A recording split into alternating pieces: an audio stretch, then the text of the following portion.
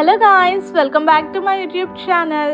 ఈరోజు వీడియో వచ్చేసరికి summer special coconut jelly అనమాట. ఇంట్లోనే మనం ఈజీగా కోకోనట్ జెల్లీని ప్రిపేర్ చేసుకోవచ్చు. చాలా రిఫ్రెషింగ్గా అయితే ఉంటుంది, చాలా టేస్ట్ కూడా చాలా బాగుంటుంది. మనకి ఈ కోకోనట్ జెల్లీ ప్రాసెస్ అనేది చాలా సింపుల్, జస్ట్ 3 స్టెప్స్లో అయితే మనకి అయిపోతుంది. నేనైతే ఇక్కడ 2 లేత కొబ్బరికాయ నీళ్ళు అయితే తీసుకుంటున్నాను. సో వాటిని అయితే నీళ్ళు అనేవి ఇలా వడకెట్టుకోవాలి, ఎందుకంటే కొట్టినప్పుడు మనకి డస్ట్ ఉంటుంది కదా, సో అది రాకుండా ఇలా వాటర్ని వడకెట్టుకోవాలి.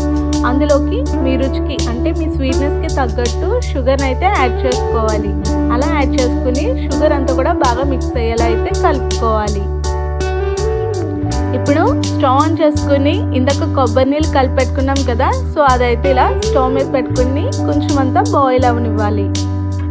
కొబ్బరి నీళ్ళు మరిగేలోపు ఈ కొబ్బరికాయ గుజ్జు ఉంది కదా, సో దాన్ని అయితే మనం సన్నగా లేయర్స్లా అయితే కట్ చేసుకుని పక్కన పెట్టుకోవాలి. చూసారు కదా, ఇలా సన్నగా ముక్కలుగా కట్ చేసుకుని పక్కన పెట్టుకోవాలి. ఇవి మనం లాస్ట్లో యూజ్ చేస్తాం. కొబ్బరి నీళ్ళు మనకి ఇలా లైట్గా బాయిల్ అయిన తర్వాత అందులోకి మనం అగర్ పౌడర్ వేస్తాం అనమాట. ఒకవేళ అగర్ పౌడర్ ఉంటే వేసుకోవచ్చు, లేదంటే మనకి అగర్ గ్రాస్ అని దొరుకుతుంది బయట, సో దాన్నన్నా కూడా యూజ్ చేసుకోవచ్చు.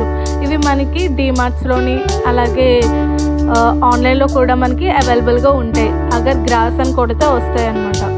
సో ఆ పౌడర్ని అయితే నేను 3 to 4 స్పూన్స్ వరకు అయితే వేసి ఇలా బాయిల్ అవనివ్వాలి.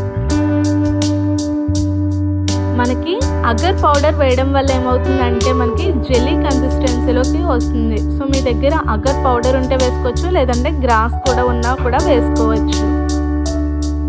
అగర్ పౌడర్ వేసిన తర్వాత 5 to 7 మినిట్స్ వరకు బాయిల్ అవనిస్తే చాలు. అలా బాయిల్ అయిన తర్వాత స్టవ్ ఆఫ్ చేసుకుని ఒక పక్కన పెట్టుకోవాలి.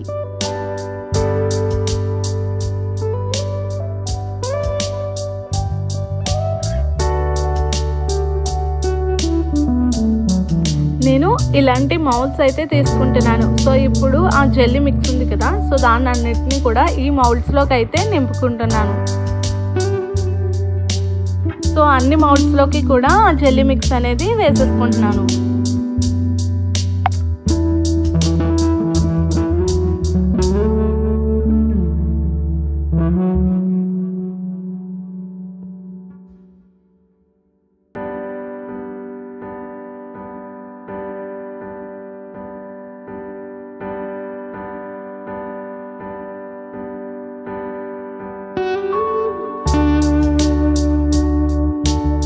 ఇలా అన్ని మౌల్డ్స్లోకి కూడా ఆ కొబ్బరి నీళ్ళు వేసుకున్న తర్వాత ఇప్పుడైతే ఇందాక కట్ చేసుకున్నాం కదా కొబ్బరికాయ సన్నగా లేయర్స్లా, సో దాన్ని అయితే ఇలా పైనుంచి వేసుకోవాలి.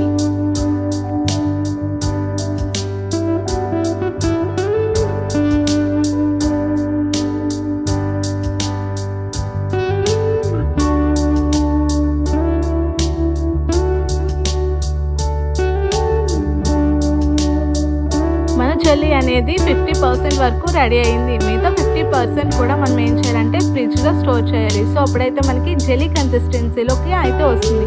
సో నేనైతే దీన్ని నైట్ ప్రిపేర్ చేశాను. ఒక 8 hours అనేది డీప్ ఫ్రిడ్జ్లో కాకుండా మామూలు ఫ్రిడ్జ్ కింద ఉంటుంది కదా, సో అక్కడైతే పెట్టాను అనమాట.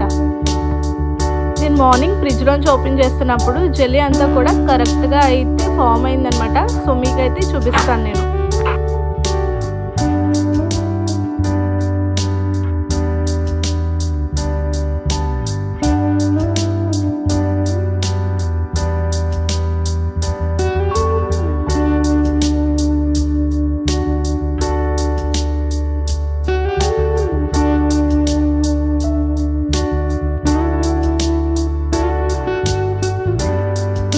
చూసారు కదా, నేనైతే ఒక జెల్లీని అయితే కట్ చేసి చూపిస్తున్నాను. మీకైతే అది ఎంత గట్టిగా వచ్చింది, ఎంత బాగా వచ్చింది అనేది కూడా చూడండి.